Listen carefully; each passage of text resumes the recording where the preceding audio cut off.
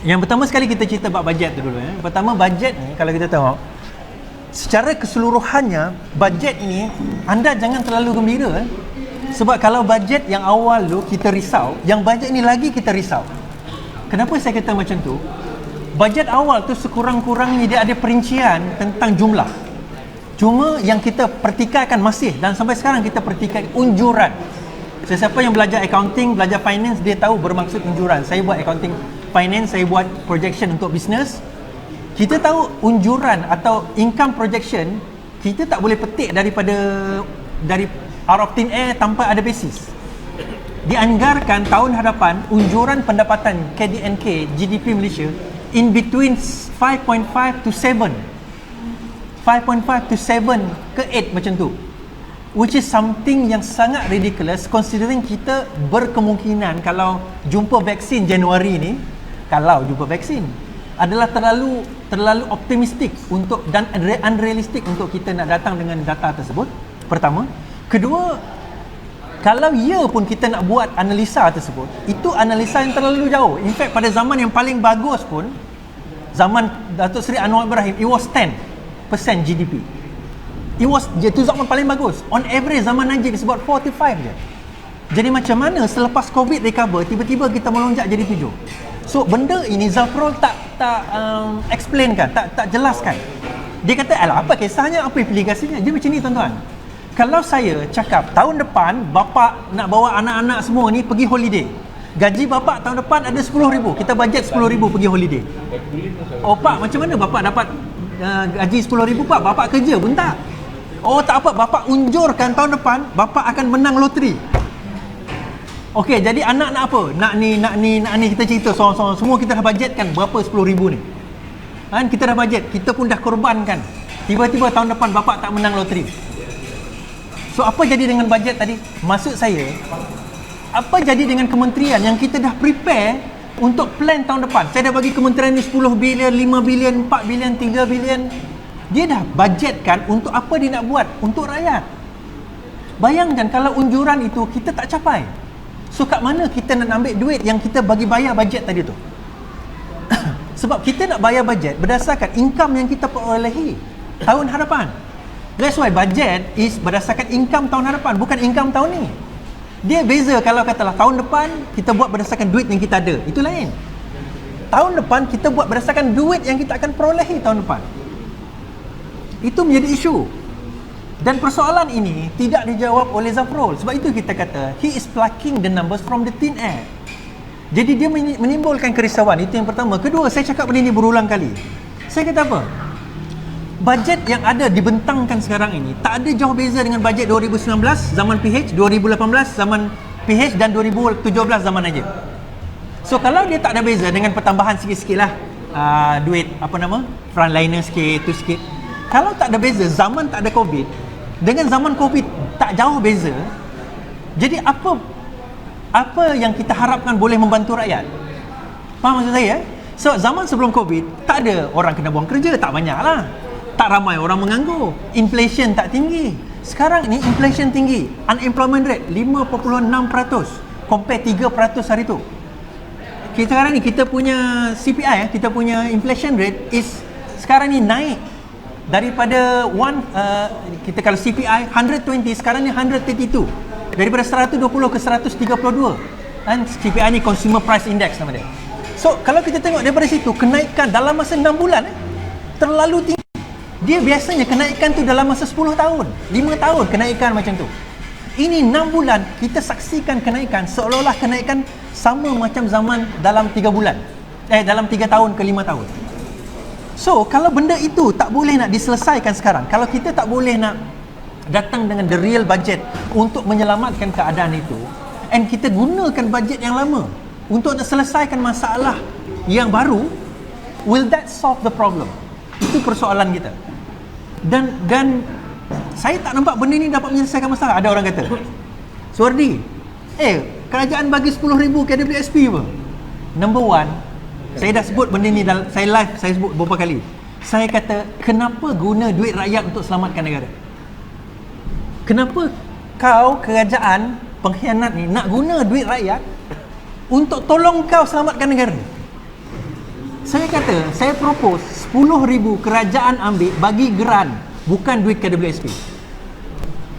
Benda ni pernah dia buat ke? Jerman buat. Dia ambil duit kerajaan bagi individu, grant. Kenapa kita nak ambil duit KWSP, duit simpanan kita, untuk nak selamatkan dia punya temolok dia? Lepas itu berani pula dia bagi bilion, guna duit rakyat tadi, instead of guna bilion tu kepada KPKP, bagi dekat apa nama dia punya community apa benda dah, KPKP tu lah, penggerak. Dia bagi 80 juta dekat biasa. Kenapa tak guna duit tu untuk bagi setiap rakyat kita 10,000? Okey, tak payah 10,000 lah, 5,000. Biasa dia pun Jacom. Kenapa? Sebab itu saya kata, sebabnya sekarang ini kita kena faham, pandai baca di sebalik ya. Dia tahu bahawa dia are going for election. Bersatu tahu dia akan lawan UMNO kalau dia tak boleh take over daripada Zahid, dan dia perlu duit. Rundingan dua malam lepas dengan Zahid, ini ada orang tak suka, saya cakap juga, adalah duit Jacom tu akan dibagi juga dengan UMNO. Sebelum ni Bersatu nak sakau semua dengan PAS. Antara rundingan dia adalah Zahid kata no, we want some, then we will support you. Nak tahu apa yang berlaku? Kenapa suara lebih di peringkat di kerajaan? UMNO U-turn di tempat yang tak boleh U-turn. Disebab apa? Kalau perasan baca berita sehari sebelum pembentangkan bajet, siapa jumpa dengan Zafrul dan Muhyiddin kalau bukan Zahid? Sebab itu saya kata, permainan yang Zahid main sekarang ni, sebab tu saya kata UMNO tu berada di mana? Dia seolah-olah ni aku kena lagi lepas ni. Tak apalah, lantak korang lah nak gunakan aku kena. Aku bukan apa pun, tapi korang lah sebagai cabang kena. Tak maaf lah. Adalah apa dia? Dia guna kita sebagai bargaining chip kepada Muhyiddin Yassin. Apa dia? Okey, Muhyiddin. Ni sebab abang ni tak nampak, saya anggap dia Muhyiddin kan. Den juga. Kau tak nak bagi apa kita orang nak? Anwar ada ni. Ni Anwar Ibrahim. Tajam. Ni Anwar Ibrahim ni. Nak bagi tak nak bagi? Sampai 3 kali meeting tuan-tuan. Nak ugut ni. Tak nak bagi. Ni last minute dia U-turn. Okey, 10,000 boleh bagi kepada 8 juta pemegang KWSP. Tuan-tuan, dia bayar 8 juta kepada pemegang KWSP, tapi dia tak ubah syarat. Perasan tak? belum. Syarat sama. Syarat dia apa? Yang terkesan dengan COVID, disebabkan sama ada dipotong gaji atau hilang pekerjaan. Dia orang dah kira sebenarnya jumlah itu adalah 2 juta.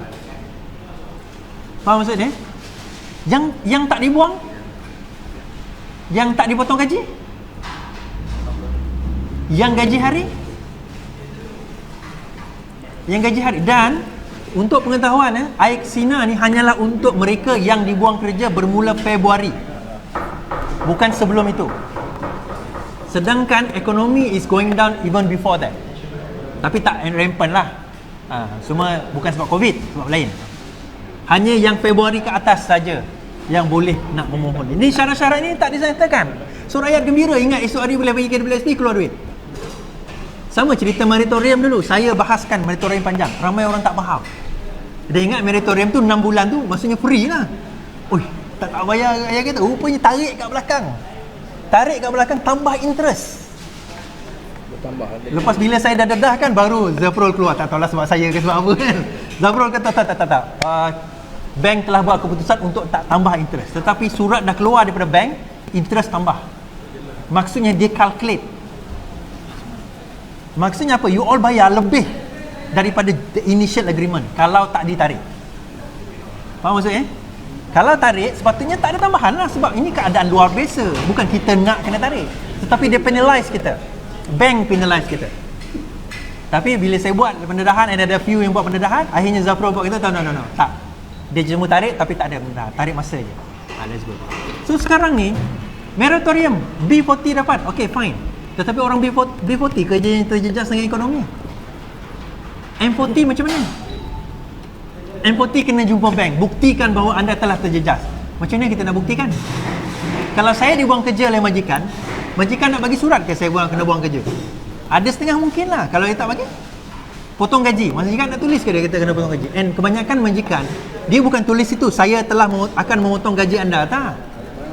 Dia reduce your working hours. Itu bukan potong gaji. Walaupun sebenarnya hakikat potong gaji lah. Sebenarnya hakikatnya potong gaji. But my point is this. Permainan demi permainan dalam bajet ini adalah untuk nak mengaburi mata rakyat yang pertama bahawa Pakatan Harapan benar dengan mengatakan kita tak ada duit. Najib dah solap. Kedua, duit yang kita buat, yang saya cakap bulan 3 dulu, jangan guna cash, Zafrul guna. We were right.